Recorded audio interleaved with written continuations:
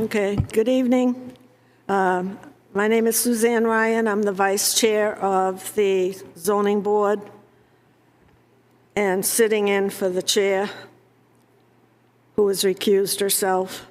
So I call the meeting to order at 7 p.m., February 6, 2023. And I stress that this is the meeting, not the hearing portion. And I'd like to make a note that for the board that I realized that there was a conflict of interest with attorneys. So with the assistance and approval of the town manager and town council, we hired Christine Fillmore Johnston. And she has been hired to assist us with this application and is available if you feel that you need her further on down the line. Tonight, whereas we're missing one member, I have to appoint an alternate, and I am going to appoint Chuck Sumner as full voting member for tonight's case. Is that all right with you, Chuck? Yes. Okay. I'm introducing all the members. We have, to my immediate left, Sarah Silk. To her left is Tim Cronin, clerk, and Chuck Sumner. To my right is Luke Frudenberg and alternate Nancy Stroman. I know. Kate is absent. Tavis, is that, to your knowledge, that she's been excused? I haven't received anything from her, no. Okay. So the non-voting member at this time is Nancy. The clerk, Tim, will you please read the legal notice? I have this, if it's helpful. Legal. Town of Wolfeboro Zoning Board Public Notice, Great Hall, Wolfeboro Town Hall, 84 South Main Street, Monday, February 6th, 2023 at 7 p.m. The posting says Audrey Klein, 348 North Main Street, tax map, lot number 187-19, case number 01-AAD23, appeal of administrative decision of the Planning Board from December 20th, 2022 for proposed zoning amendments, Article 9, Amendment Number 8, printed in the 12/20/22 Town of Wolfeboro Proposed Zoning Amendments formal submission.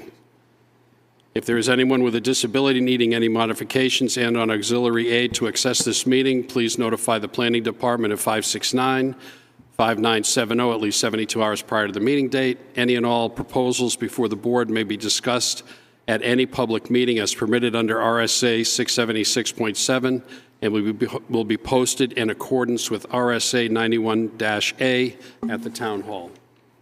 Thank you. You're welcome. Okay, so the first order of business is very limited, and it is for the board to review the handouts and packet information, specifically 674-33 you didn't have, and the letter from the attorney. And I'd like to take a few minutes to let you thumb through those things and come up with any questions or concerns or conversation relevant specifically to the statutes and the attorney's letter. Tonight, we will not get into the merits of the case unless we vote to open up the public hearing. I'm sorry? Oh, I guess I didn't put, did I not put one of these out for you? It was sent to us really late this afternoon, Sabette, in an email from the It's on town the last planner. page.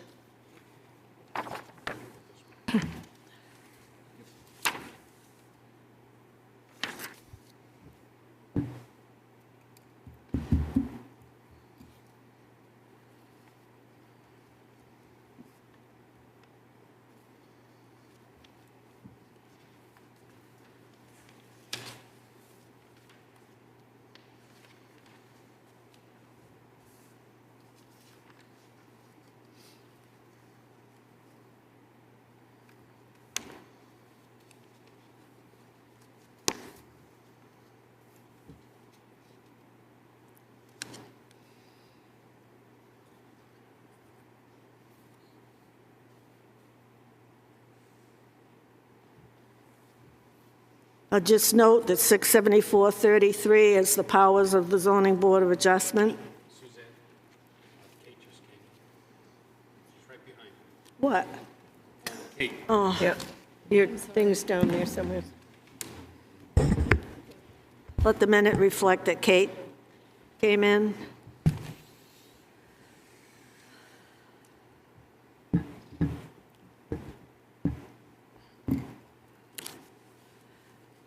So from what I gather from the attorney's letter, the direct charge tonight is to first to determine if the ZBA has the powers and the authority per statute 676.5 and 674.3 to take jurisdiction on the Klein application case 01AAD-23, appeal of administrative decision of the planning board, before opening a public hearing or a continuance. So with that said, Sarah, go ahead. Yeah, Madam Chair.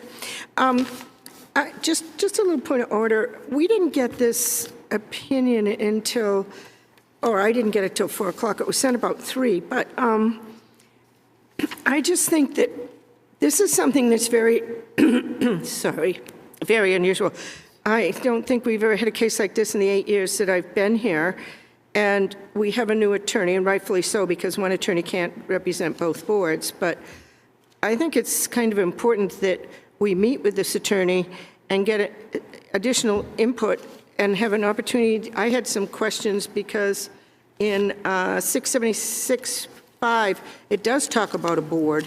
So I had some questions, and I mean, you know, we have one person sitting as an alternate that I don't think is familiar with it, and I don't know how many of the other board members have ever dealt with this type of jurisdictional issue. And I think that we should have an opportunity to talk to this attorney who we've never seen and who hasn't spoken with us. And I would just suggest that we do that. We do have a, it was originally as a work session scheduled for the 16th, and I would suggest that if she is available, that we meet with her, because none of us have ever seen her or met with her even. And I think it would be prudent, if we've got someone brand new that's not familiar with our town at all, that we would meet with her in person before we make any decision on this or open up the hearing. That's just my opinion. I would grant you that this is a very unusual case. I don't know. I don't know of any court cases or anything such as that that's addressed this, but what do the other board members feel about continuing the meeting until we meet with council to get direct input? You'd have to renotice the meeting. You can't continue a meeting. You can only continue a hearing. So are you saying I have to open the hearing to continue it, or just continue the hearing date? So the hearing was scheduled for tonight, so if you change that night, you can't continue it without opening it. Okay, I gotcha. So what do the other board members feel about this? I think that the lawyer's explanation is satisfactory for me. It's very, very well written, and I don't think it needs to be continued. Okay, Chuck? Oh, you mentioned that the lawyer is not familiar with our town, but I think it's not so much the town as it is the statute. And I think she's addressed it pretty clearly from a statute point of view. If you have other local type questions, that's one thing, but as far as the statute is concerned, I think her write-up is pretty clear and quite legitimate. Luke?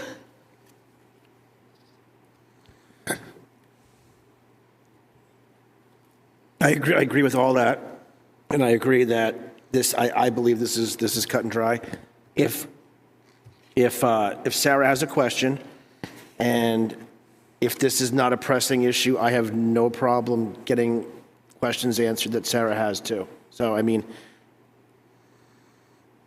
I think it's pretty laid out here in black and white, but if that makes Sarah more comfortable, I am willing to go that way, too. What's that? Yeah, well, I read all weekend. I mean, I spent the weekend reading this stuff. My eyes have glossed over. And like Sarah, I mean, I could not find anything like this situation. But I have two thoughts. One is, and I just now read this for the first time, so I haven't even had time to absorb what the attorney said. But I have two thoughts, and one is, I guess I would like to hear what Audrey has to say about why she believes we should listen. we can't do that without opening the public hearing. Okay, then Once we do that, we've then taken jurisdiction of this case, which the attorney is at least saying, don't take jurisdiction of this. And I'll point to what Sarah's saying. We'd be very remiss by doing that without getting public, more comment from the attorney. We cannot talk about the merits of the case without opening the case. So that's why I'm looking at you very carefully. Don't go there yet.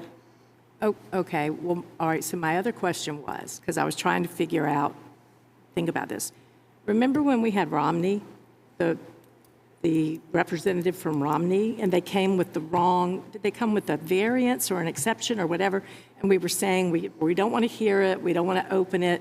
And then as a board, we decided we would still hear his point of view. Is that the same as this or not? It's the same premise, but that just because you did it then doesn't mean that was correct. And besides, they withdrew it. After they presented it? Yeah. Okay. But we heard it. Well, let's just go back to the basic question here. Okay. Would you like to have more input from council? As to whether or not we hear the case. I don't think we're here to decide anything, right, other than to Well, hear it? First, you have to What decide if we have... problems we are here to solve with this. First, you have to decide if you have jurisdiction to hear it.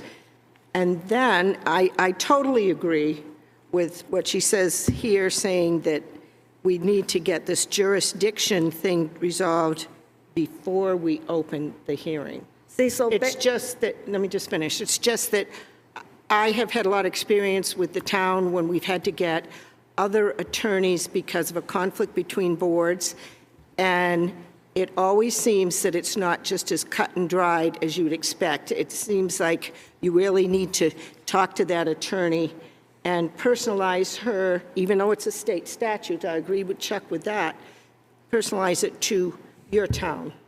And none of us have ever seen her.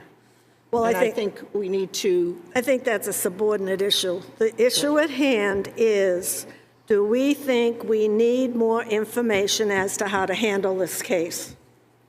It's true, it's never come up before, ever, something like this that I could see. I take that as a yes. Yes. Well, I mean, Kate, do you want to weigh in on this? Yes, sure. Can you, I Oh, can't yes, hear her sorry. down there. Yeah.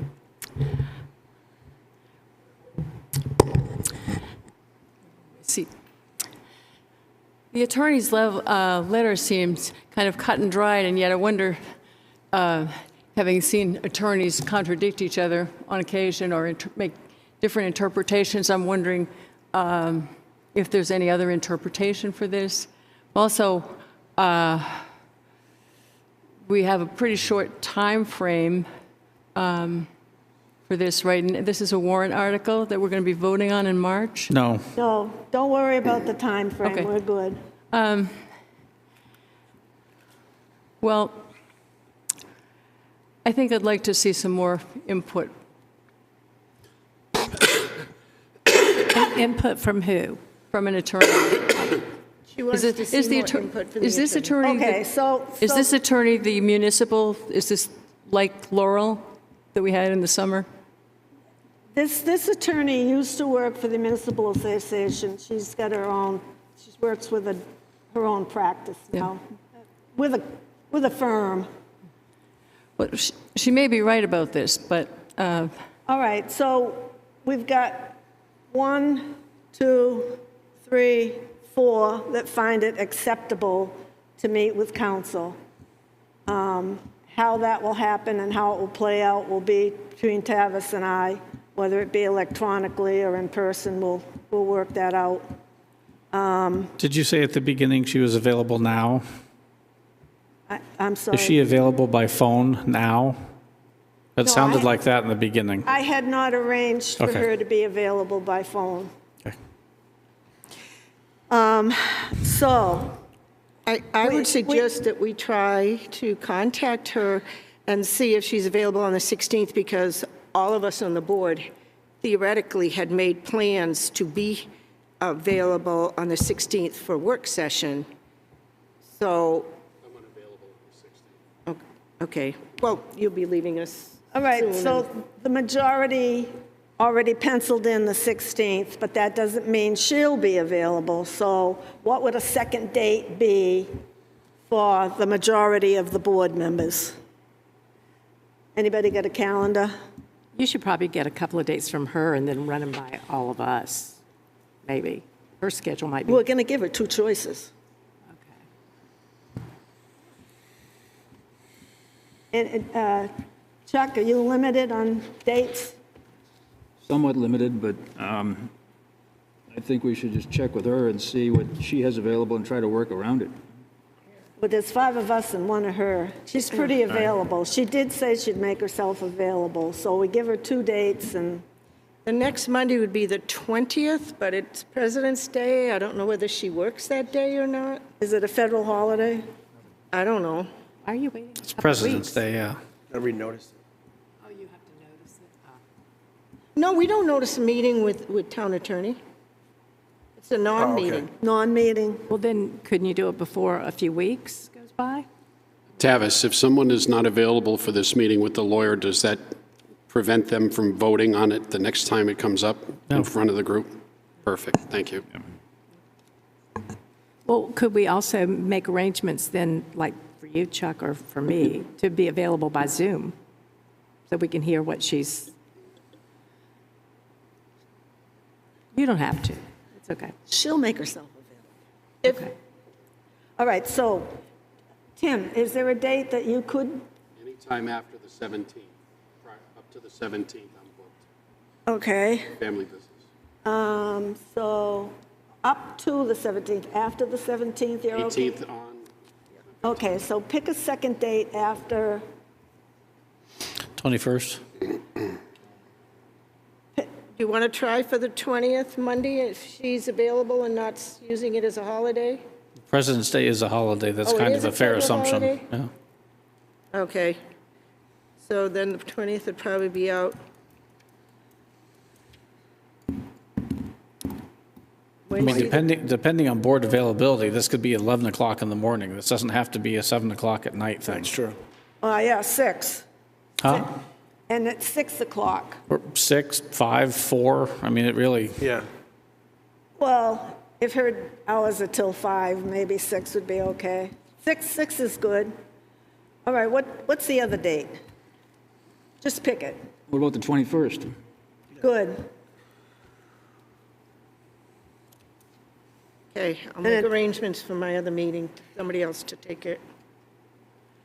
Okay, so now I gotta say, to continue the, we have to renotice. So is this, the project isn't going to be heard on the 16th or the 21st. Do you want it renoticed for the March meeting? And if so, could we ask the applicant to reimburse for notice fees? okay, Yes. so I don't have to continue this because we didn't open it, is what you're saying? Correct. It Okay. today came and went. We have to renotice for the next Okay, go-around. all right. So then, we've got the dates. 16 or 21, and I Yeah, will 6 confirm. o'clock. And be our job to show up whatever one she can do. You and I'll converse with her to see what's best for her. So I would not... Can I ask one other question here? Go.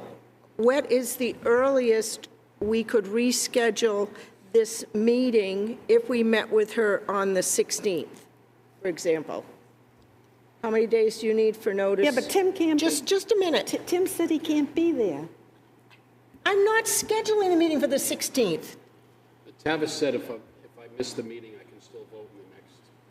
Right. If We can meet with her on the 16th. I'm trying to determine when the next time is, that how early he could notice this meeting, and he's looking at his calendar. If you were to agree on the 16th that you had enough information, and if I were able to get a notice to the paper by noon on the 17th,